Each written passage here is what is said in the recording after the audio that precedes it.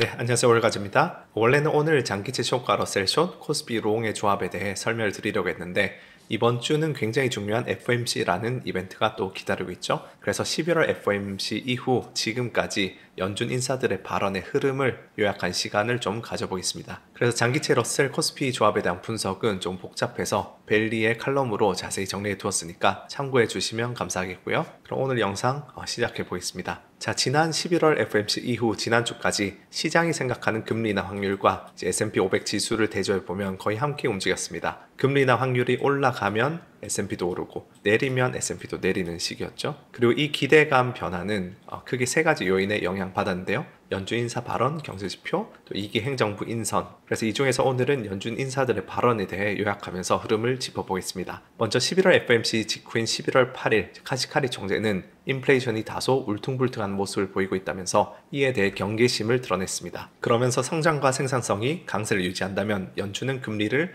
많이 인하하지 않을 수 있다고 강조했죠. 그래서 이 금리 인하 사이클과 생산성에 대해서도 이전의 칼럼 금리 인하의 종착점이라는 제목으로 또 자세하게 다뤘었는데 꼭 한번 요거 읽어보시기 바라겠고요. 다시 돌아가서 여기서 카시카리가 말하는 인플레이션이란 원래도 변동성이 좀 큰 식품과 에너지를 제외한 근원 물가를 말합니다. 그래서 최근 코어 CPI와 코어 PCE 물가지수 모두 카시카리의 표현대로 좀 울퉁불퉁한 모습을 보이고 있죠. 그래서 이처럼 카시카리 입에서 매파적인 발언이 이어지자 당일 12월 FOMC에서 요 50bp 인하의 빅컷을 기대하는 확률은 곧바로 제로로 소멸했고 25bp 인하 확률은 하락하면서 동결 확률은 올라가는 모습을 보였습니다. 그러면서 대선 이후에 그런 상승세에 제동이 걸리죠. 이어서 11월 12일에도 카시카리는 다시 한번 매파적 발언을 이어갔습니다. 이번에는 카시카리뿐만 아니고 이제 박힌 총재 그리고 정 클리브랜드 여는 총재인 메스터도 매파적인 발언을 내놓으면서 국채금리의 급등을 촉발했고 증시에서는 차익 실현 매물이 나오면서 S&P 500도 좀 하락을 합니다. 우선 카시카리는 강한 노동시장과 강한 경제가 지속될 것으로 전망하면서 11월 FOMC 이전에 인플레이션이 예상외로 다시 상승세로 돌아선다면 금리 인하 흐름은 주춤할 수 있다고 강조했는데요. 그리고 그는 생산성이 높은 환경에서는 중립금리가 높아져서 연준이 정책금리를 인하할 공간이 적다고 강조했습니다. 이어서 박힌 총재는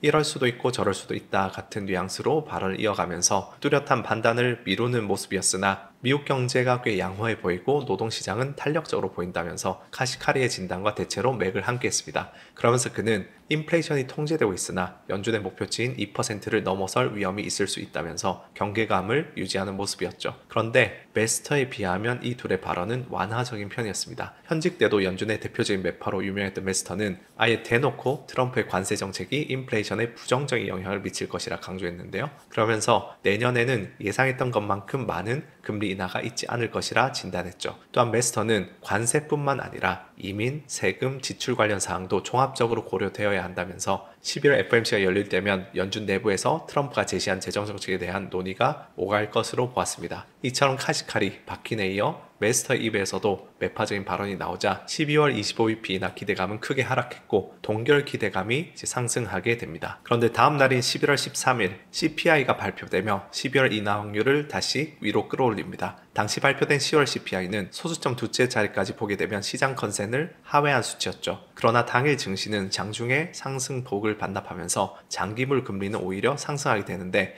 이는 로건 총재와 무살렘 총재가 중립금리가 예상보다 높을 수 있음을 강조한 탓이 컸습니다. 특히 로건 총재는 현재 입수한 근거들을 살펴보면 최근 몇 년 동안 중립금리가 증가했다는 상당한 징후가 보이고 현재 정책금리와 매우 가까울 수 있다며 경계감을 더했죠. 학계에서 널리 사용된 모델에 따르면 중립 실질금리의 추정치는 0.74에서 이제 2.6% 수준인데 여기다가 2% 인플레이션 목표를 더해주면 명목 중립금리의 추정치는 2.74에서 4.6%로 추정됩니다. 그리고 11월 FOMC 이후 정책금리는 4.58%까지 인하되었고 이는 추정 범위의 상단에 들어가게 되죠. 이렇게 중립금리가 예상보다 높다는 것은 연준의 금리 인하의 종착점이 생각보다 높을 수 있음을 시사하고 금리 인하의 종착점이 높다면 장기금리는 하락이 제한적일 수 있는데요. 당시 나타난 단기물 금리의 하락 및 장기물 금리의 상승은 이와 같은 맥락에서 해석할 수 있습니다. 그리고 이에 따라서 슬슬 주가 하락이 시작됩니다. 그리고 다음 날인 11월 14일 FOMC를 주도하는 파월 의장이 경제는 연준이 서둘러 금리를 낮춰야 한다는 신호를 보내지 않는다는 진단을 제시하면서 완전히 찬물을 끼얹었습니다. 그래서 그래프를 보면 파월의 매파적인 발언 이후 12월이나 1월에 인하 확률은 이렇게 급락하는 모습이죠.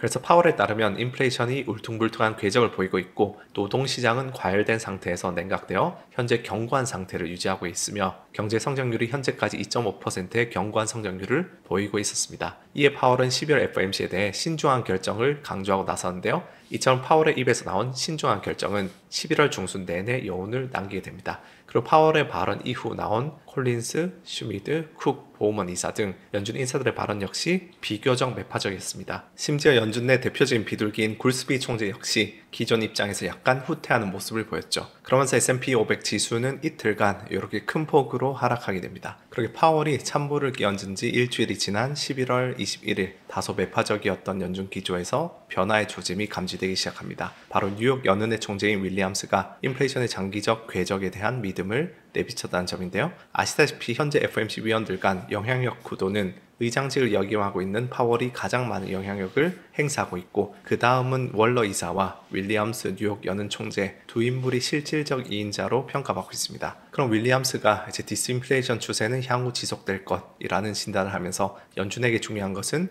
단순 1, 2개월 수치가 아니라 중장기적인 인플레이션 경로라고 강조합니다. 그리고 그는 올해 성장률이 9월 FOMC 당시 연준이 제시한 것보다 상당히 높을 것이며 실업률은 낮을 것으로 전망했는데요. 이렇게 경기가 양호하니 인플레이션 궤적은 울퉁불퉁할 수밖에 없다는 것이죠. 그래서 이 같은 윌리엄스의 발언 때문에 12월 인하 확률이 약간 상승하게 되고 증시는 안정적으로 점진적 상승을 하게 됩니다. 이어서 11월 22일 밤에는 차기 재무부 장관으로 스콧 베센트가 지명되었는데 베센트는 관세를 협상의 레버리지 관점에서 바라보며 정부 부채에 대해 다소 매파적인 성향을 가진 것으로 알려져 있습니다. 이러한 성향으로 인해 차기 행정부 내에서 극단적 의견 간 균형추 역할을 할 것으로 기대된다는 평가가 주를 이루고 있죠. 이러한 성향의 베센트가 지명되면서 해당 시점을 기점으로 10년물 금리도 가파르게 하락하는 모습을 보였고 증시도 조금씩 이제 상승세를 타기 시작했습니다. 그 다음 며칠 뒤 11월 25일에는 이제 한동안 매파적인 모습을 보였던 카시카리가 12월 금리 인하는 합리적이다 발언을 했고 11월 26일에 FOMC 회의록도 무난하게 나오면서 주택 거래량도 이제 컨센을 크게 하회하자 12월과 1월의 금리 인하 확률이 동반 상승을 합니다. 그 뒤 11월 28일 PC 물가 지수도 시장 컨센 및 파월이 제시한 전망치에 부합했고 실질 개인 소비 지출 성장률이 전월 대비 큰 폭으로 둔화되면서 12월 25bp 인하 확률이 다시 70%로 근접하고 1월 인하 확률도 소폭 상승하게 되죠. 이후에 시장의 기대감은 잠시 소강 상태를 보였는데 12월 2일 윌리엄스와 함께 연준의 실질적 2인자로 평가받는 월러 이사가 최근 데이터와 인플레이션 전망을 고려할 때 12월 금리 인하에 찬성하는 쪽으로 기울고 있다는 완화적인 발언을 하면서 다시 상방 변곡점을 맞이합니다. 당시 월러는 금리 민감, 비민감 제조업 사이의 생산 차이를 보면 이미 75bp를 인하했음에도 불구하고 정책 금리는 상당히